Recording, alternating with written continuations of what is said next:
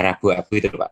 Itu kan kebanyakan pendeta kalau saya tanya itu didasarkan atas perjanjian lama, kalau kita bertobat terus kita mengoleskan abu. Nah itu berarti kan itu sebetulnya apakah hukum seremonial juga ya Pak ya? Ya, itu tradisi. Tradisi ya? Ya, itu tradisi. Tradisi itu kita boleh melakukan sepanjang tidak bertentangan dengan firman, tapi bukan keharusan. Misalnya, ya, pengakuan iman rasuli dibacakan di dalam kebaktian. Ya. Apakah ada firman yang memerintahkan demikian? Nggak ada. Tapi apakah ada firman yang melarang? Juga nggak ada juga. Ya, kalau begitu maka ya kita boleh melakukan, boleh juga tidak.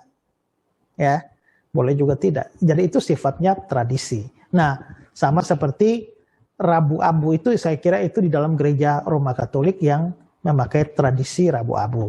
Kita tidak menyalahkan hal itu karena toh tidak dilarang, tidak diperintahkan. Kalau apa yang Tuhan perintahkan harus lakukan. Tidak lakukan salah, dosa. Apa yang Tuhan larang ya jangan dilakukan. Begitu dilakukan dosa. Tapi apa yang tidak diperintahkan tapi tidak dilarang, maka prinsipnya adalah jikalau engkau makan, jikalau engkau minum, atau engkau berbuat sesuatu yang lain, lakukanlah semua untuk kemuliaan Allah. Nah, misalnya orang saksi Yehova. Orang saksi Yehova itu tidak mau merayakan Natal. Kenapa mereka tidak merayakan Natal? Karena mereka menganggap merayakan Natal itu sama dengan merayakan ulang tahun. Nah, lalu di Alkitab apakah ada perintah merayakan ulang tahun? Tidak ada. Bahkan mereka mengatakan bahwa di Alkitab itu orang-orang benar tidak ada yang merayakan ulang tahun. Yang merayakan ulang tahun itu hanya orang kafir.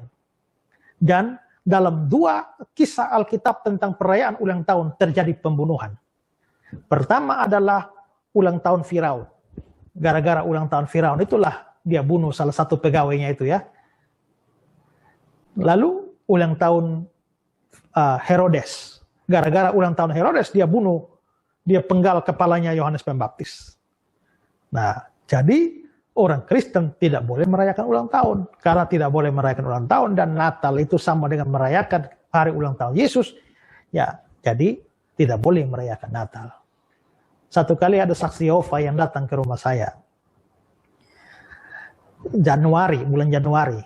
Masih panas-panasnya orang rayakan Natal. Terus saya bilang, selamat hari Natal ya. Lalu saya langsung ngomong, oh iya benar ya. Kalian kan tidak merayakan Natal ya. Kenapa sih kalian tidak merayakan Natal? Lalu dia bilang, karena di Alkitab tidak ada perintah merayakan Natal. Bapak bisa tunjukkan saya satu ayat perintah merayakan Natal? Saya bilang, tidak bisa. Nah itu, karena tidak ada ya kita tidak rayakan. Lalu saya tanya, apakah ada larangan merayakan Natal? Bisakah Bapak kasih saya satu ayat larangan jangan merayakan Natal? Tidak ada juga. Tapi kan tidak ada di Alkitab, Pak. Kita jangan melakukan apa yang tidak disuruh oleh Alkitab. Oh gitu. Terus sekarang saya lihat dia pakai dasi.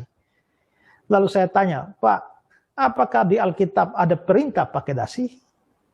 Coba Bapak kasih saya satu ayat, ada perintah pakai dasi. Nggak ada. Kalau nggak ada, kenapa Bapak pakai dasi? Ya karena nggak ada ayat melarangnya. Nah itu, kalau nggak ada ayat melarangnya, ya mau pakai silakan, mau tidak pakai ya terserah. Tidak ada perintah untuk merayakan ulang tahun. Mau rayakan ulang tahun, terserah, tidak juga tidak apa-apa. Ya tapi kalau mau merayakan ya harus untuk kemuliaan Tuhan. Tidak ada perintah merayakan Natal. Tidak ada larangan merayakan Natal. Tapi saya tetap memilih merayakan Natal. Kenapa? Menurut saya yang tidak merayakan Natal rugi. Kedua, bagi saya seorang hamba Tuhan itu kesempatan beritakan Injil. Karena apa? Beritakan Injil termasuk untuk orang Kristen. Karena banyak orang Kristen KTP tidak pernah muncul di gereja sepanjang 1 tahun. Pas mau ibadah Natal baru keluar dari persembunyian semua. Abu, Bapak. Ya, Rabu Abu ya. Ya. untuk gereja Protestan, apakah ada dasarnya?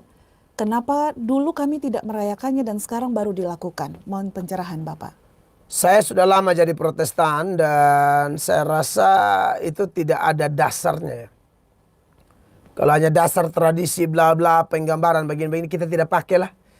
Jadi kalau ada gereja Protestan yang tiru meniru orang lain ya terserah mereka, tapi secara prinsip itu bukan sesuatu yang mendasar. Nah inilah kadang-kadang saya lihat ada gereja-gereja yang lebih menekankan aksesoris, ritual, liturgi, ya, lebih daripada pertobatan sejati dan penekanan terhadap Injil yang sejati. Jadi kalau saya pribadi tidak terlalu tertarik ya, itu silakan orang punya, silakan saja. Tetapi kalau kita meniru-niru sih ngapain? Jadi menurut saya Rabu Abu itu juga tidak dilarang ya, tetapi juga tidak diperintahkan. Jadi kalau ada yang mau tiru-tiru terserah, tapi kalau bagi saya tidak usah juga tidak apa-apa. Dan saya memilih untuk tidak perlu. Tapi juga tentu kita menghargai ya, menghargai orang-orang lain yang punya ritual seperti itu, apalagi dalam konteks kita Indonesia ya. Menghargai bukan berarti harus meniru, kan begitu. Jadi menurut saya kalau di kalangan kita sih tidak usah lah ya. Sejauh ini kalau di NTT saya lihat yang melakukan itu ya cuma saudara-saudara Katolik. Jadi menurut saya biarkanlah saudara-saudara Katolik melakukan itu dengan pandangan Katolik seperti itu. Kalau kita yang Protestan tidak usah tiru-meniru lah, begitu ya. Supaya saya lihat tuh akhirnya beberapa TikTokers mungkin mereka bercanda atau mungkin jemaat awam entah dari Katolik atau Protestan, mereka bilang wah mulai tiru-meniru nih. Jadi mungkin sekali lagi mungkin mereka tidak terlalu dewasa dalam itu sehingga mereka melakukan itu. Jadi menurut saya sudahlah cukup itu saudara-saudara Katolik yang pakai, kita tidak usah lah begitu ya. Jadi nanti urusannya jadi panjang. Kalau saudara-saudara Katolik yang misalnya dewasa ya mereka aman-aman saja. Mereka tidak apa-apa silakan. Protestan mau tiru lalu mungkin ada dasar pandangan mereka seperti apa. Kalau saya pernah dengar ya, saya salah dikoreksi. Jadi abu itu kan kayak simbol kita gitu loh manusia. Lalu kita tuh dari abu begitu ya. Kita ini kan dari debu, nanti kembali ke debu gitu. Kalau ada perenungan seperti itu ya saya pikir bagus ya. Dan kalau saudara-saudara kita yang Katolik sudah melakukan itu dan ada perenungan seperti itu ya mungkin kita cukup belajar dari teman-teman Katolik. Lalu kita terapkan aja dalam hidup kita ya. Kita ini debu, jadi harus apa ya, harus bertobat karena suatu saat kita akan mati gitu loh. Takutnya, ini saya punya kekhawatiran tersendiri. Anda meniru, Anda taruhlah Rabu Abu begitu, itu di jidat ya. Iya. Di jidat taruh bentuk salib begini. Tapi kalau Anda tidak bertobat juga mau ngapain? Sekali lagi ya, saya ngomong Katolik hanya perbandingan ya. Karena sekali lagi yang melakukan Rabu Abu sudah sejarah, sudah fakta itu Katolik. Lalu sekarang Protestan tiru-tiru ya, Protestan tertentu. Nah menurut saya ini saudara dasar menirunya apa? Begitu. Kalau Katolik sudah deal itu memang sudah ritualnya saudara-saudara kita Katolik. Tapi maksud saya kita yang Protestan ini harus. Shalom Aleichem. Bagi umat Katolik di seluruh dunia, Rabu Abu adalah hari pertama masa Prapaskah yang menandai bahwa kita memasuki masa pertobatan 40 hari sebelum Paskah. Pada hari ini, umat Katolik merayakannya dengan menghadiri misa, menandai dahi mereka dengan abu, berpuasa, dan berpantang. Tapi, apakah praktik dan tradisi ini sesuai dengan Alkitab dan ajaran Yesus sendiri? Bukankah Yesus sendiri yang melarang kita untuk tidak melakukan kewajiban kita di hadapan orang banyak? Mari kita telusuri bersama. Jika kita mempelajari makna abu di dalam Perjanjian Lama, kita akan melihat makna yang konsisten dari abu sendiri. Pertama, kita bisa melihat dalam kitab Kejadian 2 ayat 7. Sebab engkau debu dan engkau akan kembali menjadi debu. Ayat ini menjelaskan bahwa setelah Adam dan Hawa jatuh dalam dosa, setiap manusia akan meninggal dan menjadi debu dan abu. Jadi kita bisa melihat di sini bahwa makna pertama dari abu dan debu adalah kefanaan. Kedua, di dalam kitab Ayub 42 ayat 6, kita melihat bahwa Ayub, dan dengan menyesal aku duduk dalam debu dan abu. Jadi kita bisa melihat di sini bahwa selain kefanaan dan kerapuhan, simbol kedua dari debu dan abu adalah pertobatan atas dosa. Ketiga, penggunaan abu sebagai ungkapan penyesalan dan pertobatan juga dapat kita lihat dalam Daniel 9 ayat 3. Lalu aku mengarahkan mukaku kepada Tuhan Allah untuk berdoa dan bermohon, sambil berpuasa dan mengenakan kain kabung serta abu. Dalam kisah ini, Daniel berpuasa dengan mengenakan kain kabung dan abu dalam rangka memohon pengampunan Allah atas dosa-dosa bangsanya. Daniel menyadari bahwa bangsanya, yaitu Israel, telah memberontak dan berlaku jahat di hadapan Allah, sehingga Allah menghukum mereka dengan pembuangan di Babel selama 70 tahun. Meskipun Daniel adalah orang benar di mata Tuhan, dia tetap melakukan silih bagi umatnya melalui puasa sambil mengenakan kain kabung dan abu. Dengan berpuasa mengenakan kain kabung dan abu, Daniel berharap akan kemurahan Allah sehingga ia berkenan memulihkan umatnya. Dalam konteks Yudaisme kuno, ketika mereka masuk dalam masa doa dan pertobatan yang intens, mereka akan mengenakan kain kabung, berpuasa, dan menutupi diri mereka dengan abu. Pada waktu itu, kain kabung, bahasa Inggrisnya sackcloth, adalah kain yang tidak nyaman yang akan mengiritasi kulit dan akan menyebabkan penderitaan. Mereka juga berpuasa untuk menjauhkan diri dari hal-hal duniawi seperti makanan dan minuman, dan juga menutupi abu sebagai tanda kerapuhan dan kefanaan dan sebagai tanda pertobatan. Sikap yang sama diperlihatkan oleh penduduk Niniwe setelah mereka mendengar rencana hukuman Allah. Di Yunus 3 ayat 5 sampai dengan 6 mempersaksikan, orang Niniwe percaya kepada Allah, lalu mereka mengumumkan puasa dan mereka, baik orang dewasa maupun anak-anak, mengenakan kain kabung. Setelah sampai kabar itu kepada raja kota Niniwe, turunlah ia dari singgasananya. Ditanggalkannya jubahnya, diselubungkannya kain kabung, lalu duduklah ia di abu. Sangat menarik bahwa orang Niniwe yang digolongkan oleh umat Israel sebagai bangsa kafir, namun ternyata mereka mengenal ungkapan pertobatan melalui puasa dengan mengenakan kain kabung dan abu. Jadi, ungkapan pertobatan melalui puasa dengan mengenakan kain kabung dan abu telah memiliki akar yang universal dalam tradisi masyarakat Timur Tengah pada zaman Perjanjian Lama. Mari kita lanjutkan. Dalam kitab 1 Makabe 3 ayat 47, kita melihat, pada hari itu juga berpuasalah mereka berpakaian karung dan menaburkan debu di atas kepalanya serta menyobek pakaiannya. Di sini kita memperhatikan bagaimana mereka bukan hanya berpuasa dan berdoa dan berpakaian karung, tetapi mereka juga menandai dahi mereka dengan debu. Hal yang serupa juga terjadi dalam kitab Ester 14 ayat 1 sampai dengan 3. Ratu Ester pun berlindung pada Tuhan dalam bahaya maut yang menyerang dia. Pakaian kemuliaannya telah ditanggalkannya dan telah dikenakannya pakaian kesesakan dan perkabungan. Daripada dengan wangi-wangian yang ulung telah ditaburinya kepalanya dengan abu dan kotoran. Tubuhnya sangat disiksanya dengan puasa dan jalinan-jalinan rambutnya yang terlepas memenuhi seluruh tempat perhiasan riangnya. Maka mohonlah ia kepada Tuhan Allah Israel. Perlu diketahui suami Ester adalah seorang raja non-Yahudi yang akan membunuh semua orang Yahudi. Di sini kita lihat Ester menjadi perantara bagi bangsanya dengan berdoa dan berpuasa. Ya, akan tetapi itu kan semua di Perjanjian Lama. Bagaimana dengan Perjanjian Baru? Dalam Matius 11 ayat 21 kita melihat, celakalah kamu Korazim, celakalah kamu Betsaida, sebab jika mukjizat-mukjizat yang telah terjadi di antara kamu juga terjadi di Tirus dan Sidon, kita sudah lama bertobat dengan menggunakan kabung dan abu. Tuhan Yesus menegur dengan keras penduduk kota Korazim dan Betsaida karena mereka tidak mau bertobat. Sekalipun di kota-kota itu dia paling banyak melakukan mukjizat-mukjizatnya. Mereka memilih untuk mendengarkan hati dan tidak percaya Yesus sebagai Mesias Allah. Untuk itu Tuhan Yesus membuat perbandingan dengan kota Tirus dan Sidon yang dinubuatkan oleh Nabi Yesaya, yaitu mereka akan segera bertobat dan berkabung bila melihat karya keselamatan Allah. Jadi di sini kita bisa memperhatikan bahwa Yesus pun mengenali praktik menandai abu sebagai tanda perkabungan, pertobatan, dan penyesalan dosa. Jadi dari semua ayat-ayat di dalam Alkitab ini kita bisa memperhatikan bahwa bangsa Yahudi sudah lama mempraktikkan kebiasaan menaburi kepala dengan abu sebagai tanda pengakuan atas, nomor 1, kefanaan mereka, nomor 2, tanda pertobatan atas dosa-dosa mereka, dan nomor 3, menjadi perantara dan melakukan silih bagi orang lain.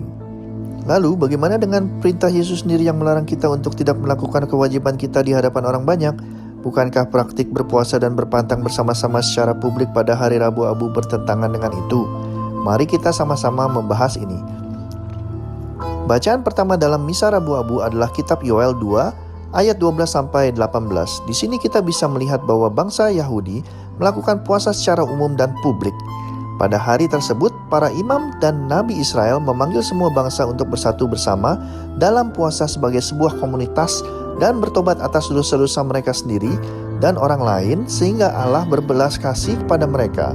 Pada hari ini, para bangsa Israel kembali kepada Tuhan dengan segenap hati dalam puasa, tangis, dan ratap. Dalam konteks ini, Gereja Katolik selalu memanggil orang-orang untuk kembali kepada Tuhan pada masa Prapaskah.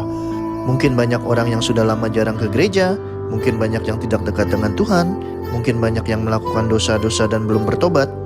Masa Prapaskah adalah waktu di mana Gereja Katolik akan memanggil semua orang untuk bertobat dan kembali kepada Tuhan.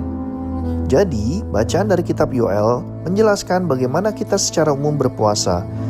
Ketika orang bertanya, mengapa Anda memberitahu semua orang bahwa Anda berpuasa? Itu karena pada hari Rabu Abu, semua umat Katolik dapat bersatu dan bertobat dan berpuasa secara umum, seperti yang dilakukan oleh bangsa Israel pada zaman dulu. Namun, sebenarnya makna Rabu Abu bukan hanya itu saja. Rabu Abu adalah awal masa Prapaskah, dan Prapaskah bukanlah masa puasa dan pertobatan secara publik, tetapi lebih dari itu. Masa Prapaskah adalah masa di mana kita melakukan puasa, doa, dan amal secara pribadi. Oleh sebab itu, pada hari Rabu Abu, bacaan Injil Matius 6 mengingatkan kita tentang hal ini. Ingatlah, jangan kamu melakukan kewajiban agamamu di hadapan orang supaya dilihat mereka, karena jika demikian, kamu tidak beroleh upah dari Bapamu di surga. Jadi, apabila engkau memberi sedekah, janganlah engkau mencanangkan hal itu, seperti yang dilakukan orang munafik di rumah-rumah ibadat dan di lorong-lorong, supaya mereka dipuji orang. Aku berkata kepadamu, sesungguhnya mereka sudah mendapat upahnya. Tetapi jika engkau memberi sedekah, janganlah diketahui tangan kirimu apa yang diperbuat tangan kananmu. Hendaklah sedekahmu itu diberikan dengan tersembunyi, maka Bapamu yang melihat yang tersembunyi akan membalasnya kepadamu. Dan apabila kamu berdoa, janganlah berdoa seperti orang munafik. Mereka suka mengucapkan doanya dengan berdiri dalam rumah-rumah ibadat dan pada tikungan-tikungan jalan raya, supaya mereka dilihat orang. Aku berkata kepadamu, sesungguhnya mereka sudah mendapat upahnya. Tetapi jika engkau berdoa, masuklah ke dalam kamarmu, tutuplah pintu dan berdoalah kepada Bapamu yang ada di tempat tersembunyi. Maka Bapamu yang melihat yang tersembunyi akan membalasnya kepadamu. Dan apabila kamu berpuasa, janganlah muram mukamu seperti orang munafik. Mereka mengubah air mukanya supaya orang melihat bahwa mereka sedang berpuasa. Aku berkata kepadamu, sesungguhnya mereka sudah mendapat upahnya. Tetapi apabila engkau berpuasa, minyakilah kepalamu dan cucilah mukamu, supaya jangan dilihat oleh orang bahwa engkau sedang berpuasa, melainkan hanya oleh Bapamu yang ada di tempat tersembunyi. Maka Bapamu yang melihat yang tersembunyi akan membalasnya kepadamu. Matius pasal 6 ayat 1-6 dan ayat 16 sampai dengan 18. Pada masa Prapaskah ini, umat Katolik sebagai pengikut Yesus diajak untuk melakukan 3 latihan rohani yang bisa mendekatkan diri kita kepada Tuhan dan sesama, yaitu berdoa, berpantang, dan beramal. Mungkin jika di luar masa Prapaskah ini kita sudah melakukan 3 hal tersebut, maka pada masa Prapaskah ini kita justru harus lebih berdoa secara rutin, lebih sering beramal, dan lebih sering berpuasa dan berpantang. 3 hal ini pada masa Prapaskah hendaklah dilakukan secara pribadi dan bukan di hadapan orang-orang supaya kita terlihat suci dan beragama. Jadi, pada intinya, pada hari Rabu Abu, pada 1 hari itu, umat Katolik di seluruh dunia melakukan puasa, doa, dan menandakan dahi dengan abu secara publik dan bersama. Karena inilah yang dilakukan dan bersama. Karena inilah yang dilakukan umat Allah dari zaman dulu. Setelah hari itu, dalam masa Prapaskah, umat Katolik hendaklah melakukan doa, amal, puasa, dan pantang secara pribadi. Semoga sudah jelas jawabannya bahwa cara umat Katolik merayakan hari Rabu Abu dan masa Prapaskah sama sekali tidak bertentangan dengan Alkitab. Malah sebaliknya, praktik-praktik tersebut tidak hanya mempunyai dasar yang kuat dalam Alkitab, tetapi juga dalam tradisi umat Allah dari zaman dulu. John Calvin, Ulrich Zwingli, Henry VIII, the Ungodliness King, and those assembled together with them, and all branches of Protestants anathema. Anathema, anathema, anathema. The Martin Luther, John Calvin, Ulrich Zwingli, Henry VIII, the Ungodliness King, and those assembled together with them, and all branches of Protestants, anathema. Anathema, anathema, anathema. The Martin